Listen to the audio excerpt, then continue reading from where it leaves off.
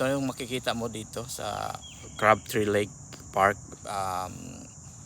State park lang ito, hindi ito federal park, pero maganda na rin siya. Marami kang makikitang ng mga wildlife. Ito, ang daming mga Canadian goose. Ito yung mga Canadian goose, galing ito sa Canada. Mag-migrate ito pag summer. Pag mag-winter naman, balik na ito doon sa Canada. Ayan. So, ito, malawak ito, malaki pala itong Crabtree. First time ko dito na pumunta. Maraming mga lake dito sa North Carolina, kaso di natin mapuntahan. Minsan lang kasi may trabaho tayo. Ngayon naka-off tayo, so makikita natin. Hindi pa masyadong maraming bisita ngayon kasi weekdays. Kaya konti lang mga tao, pero pag weekend maraming tao dito. Ayan. Ayan, maganda siya. Pwede pala dito mag-camping din. Ayan, may mga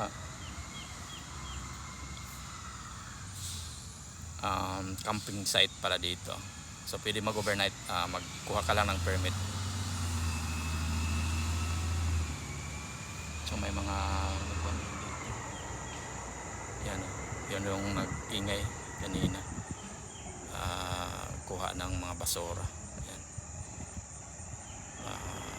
Garbage truck. Ayan, ang ganda. Tsaka marami pang may mga hiking areas din dito. Ayan.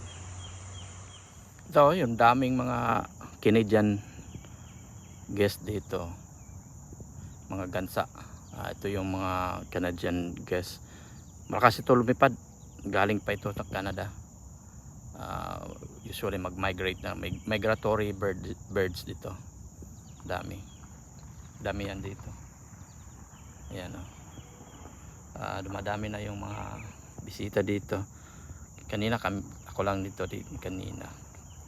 Ngayon dumadami na. Ayan. Maganda kasi siya dito. May mga boating, at saka may camping din. Tsaka daming mga bird watching dito. Pwede ka mag bird watching dito. Ayan. Ganda, oh. Dami nila. Tsaka may mga heron, turtle, may mga turtle din dito. Ayan, oh. May area din dito designated nga pwede mag-swimming. Pwede din maglaro ng volleyball. Ayan. Tsaka maganda pa yung forested pa siya. Daming mga tanim na kahoy. Ayan. Ang ganda. Ayan.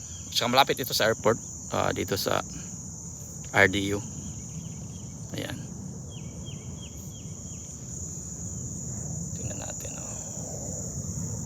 Ayan, oh. May mga wild ducks din, marami.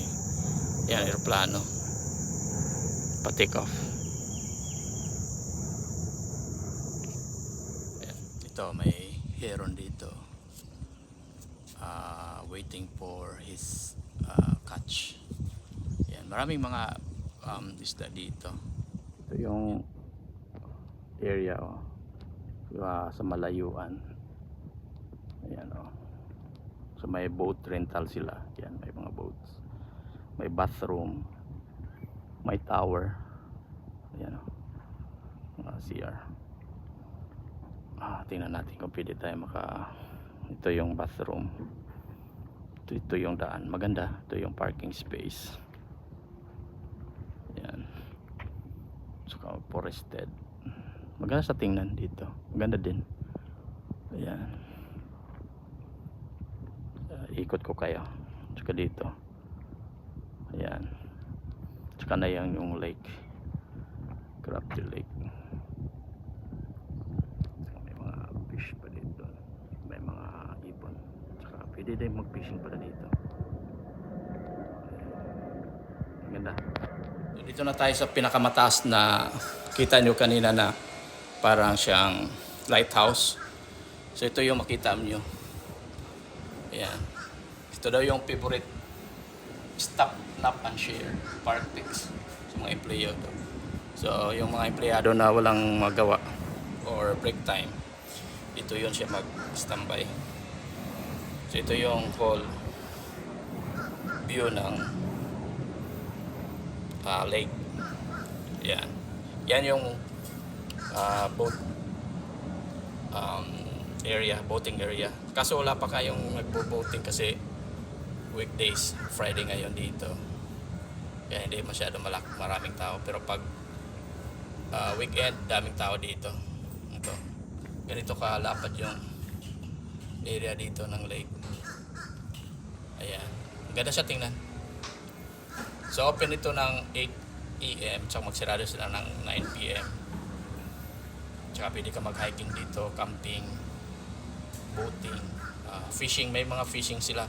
Kung wala kang dalang na taga, pwede din, provide sila, magbayad ka lang. Ayan, experience ka lang kung anong paano mag-fishing. Ayan. Daming mga ibon din dyan. Doon tayo kanina, marami ding ibon doon. Yan na area. Ayan. Yun ang mga boat ready for rentals. Ganda. Ganda dito. Maganda magpasyal dito. Ayan.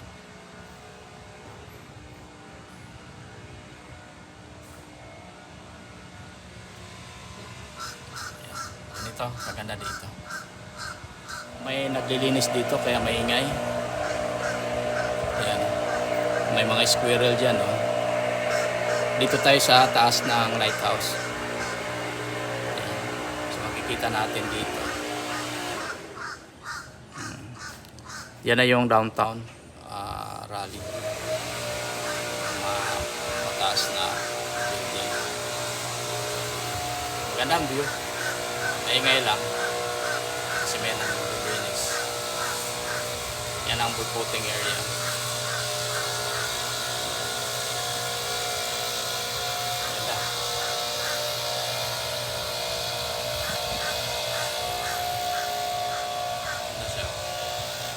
Ibon dito.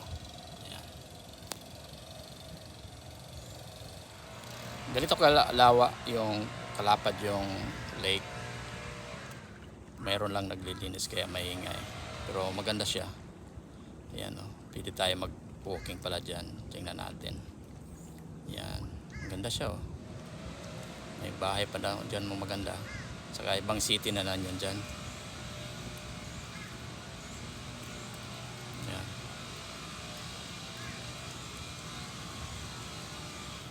Ganda siya.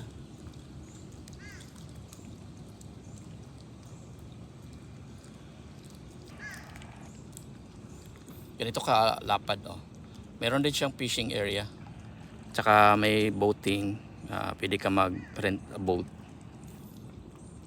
Tsaka may doon sa gitna pwede ka mag-fishing. Sakay ka ng boat. Ayan. So ganito kaganda dito.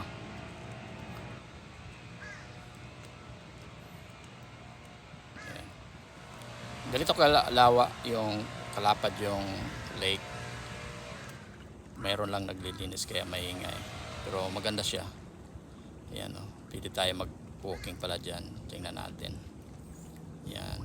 Maganda siya, oh. May bahay pa daw dyan mo maganda. Saka ibang city na lang yun dyan. Ayan.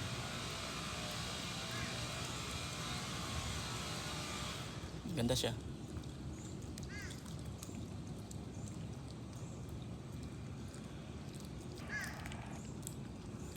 Ganito kalapad, oh.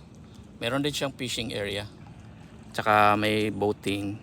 Pwede ka mag-rent a boat. Tsaka may doon sa gitna pwede ka mag-fishing. Sakay ka ng boat. Ayan. So ganito kaganda dito.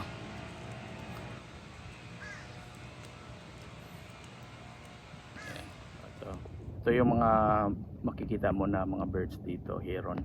Tsaka yung isa lakas siyang mag-dive. Ayan, oh. Ayan, oh. Wala na. nagda-dive siya. Diver yun na ibon. Tsaka yan, heron. Maraming ibon dito, makikita mo. Yan. Ganito kaganda ang park na ito. Tsaka dyan, oh, may mga yan. Ganito kalapad area dito. Pwede itong pinakamalaki na lake. Isa lang ito sa mga pinakamalaki dito. Yan, oh. Nawala yung isa kang ibon, ah. Yan, yan ang heron, oh.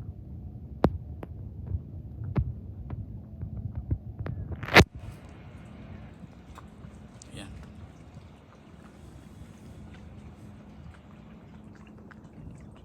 Pan na.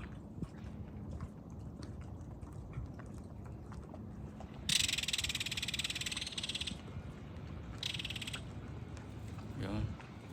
Yan ganito. Ganito dito. May kingfisher, oh.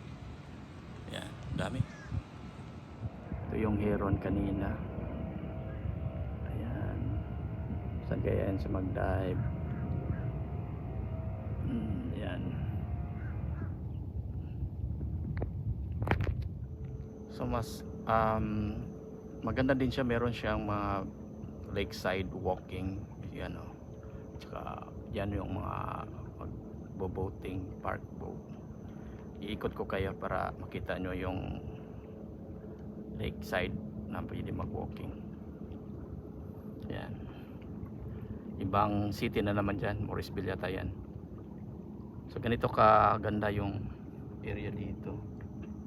Ayan. Maganda siya. Ayan. Maganda. Pwede siya mag-ikot, pwede ka mag-walking. Ayan dyan, oh. May lakeside siya na walk, na pathway. Ayan, oh, yun yung pathway. Mataas din siya na trail. Tsaka kung gusto mo mag-trail sa wood, dito din yun, oh. Para pataas. Ayan, oh. Ayan. So may mga upuan. Friendly siya sa mga elderly. So pwede ka mag-walking dyan. Saka may bathroom. So may camping. So pwede ka mag-overnight dito.